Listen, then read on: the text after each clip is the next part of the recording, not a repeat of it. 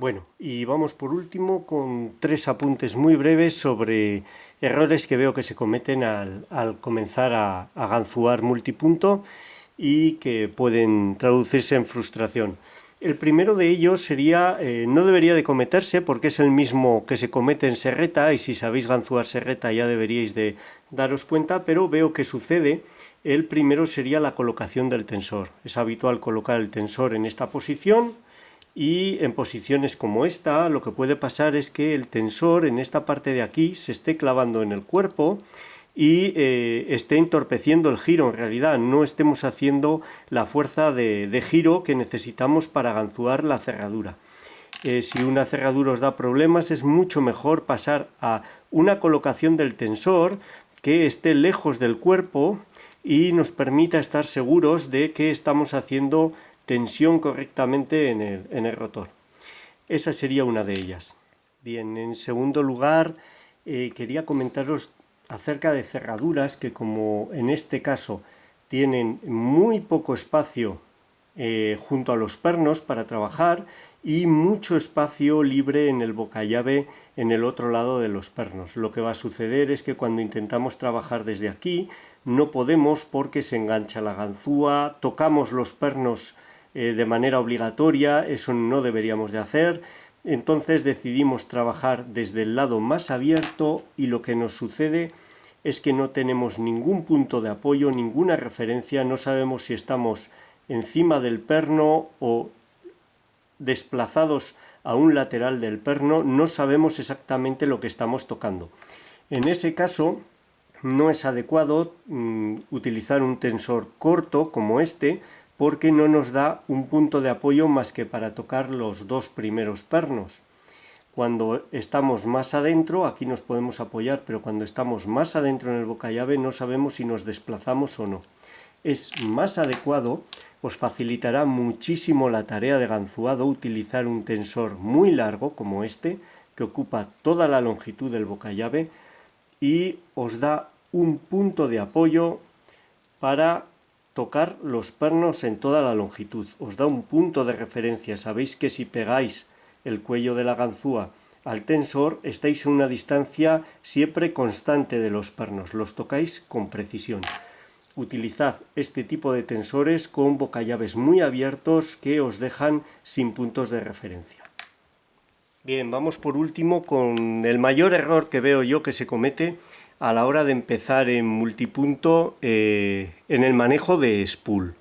En serreta da igual el sentido en el que estemos haciendo la tensión, sea antihorario, sea horario, para la colocación de los spool. Los spool se manejan igual y se colocan igual, pero en multipunto no es así. Esto se debe a que el manejo de la ganzúa en multipunto es girando, giramos la pala. Ese giro puede ayudar a volver el rotor para colocar el spool o puede entorpecer ese movimiento de volver el rotor hacia atrás. ¿Cuál es la regla general? Siempre, siempre, siempre debemos hacer tensión en el sentido opuesto al que gira la ganzúa. En este caso, la ganzúa gira en sentido horario, aquí lo tenéis, gira en sentido horario, luego la tensión deberá de ser en sentido antihorario, como la estoy haciendo ahora. No horario, sino antihorario. Todo depende del giro de la ganzúa. La ganzúa gira en un sentido, el tensor ha de girar en el sentido contrario. ¿Qué sucede si no lo hacemos así? Que bloquearemos el rotor. Vamos a verlo. Vamos a hacer tensión mal, tensión en el mismo sentido de la ganzúa. Aquí hay montadas un spool en la primera posición y un perno normal en la segunda. Pide el perno normal, vamos a por él. Deberíamos llegar a un falso colocado. Estoy en una posición muy incómoda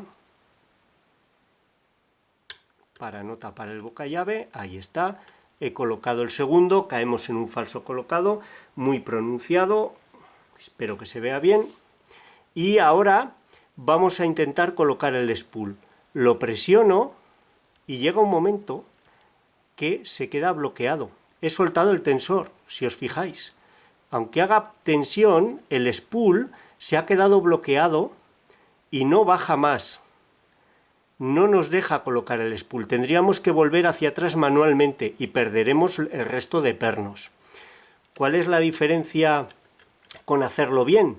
Vamos a hacer tensión en sentido contrario al que gira la ganzúa y vamos a ver qué sucede. Vamos un segundo, vamos a por el segundo, que es el perno normal, para llegar al falso colocado. Un momento.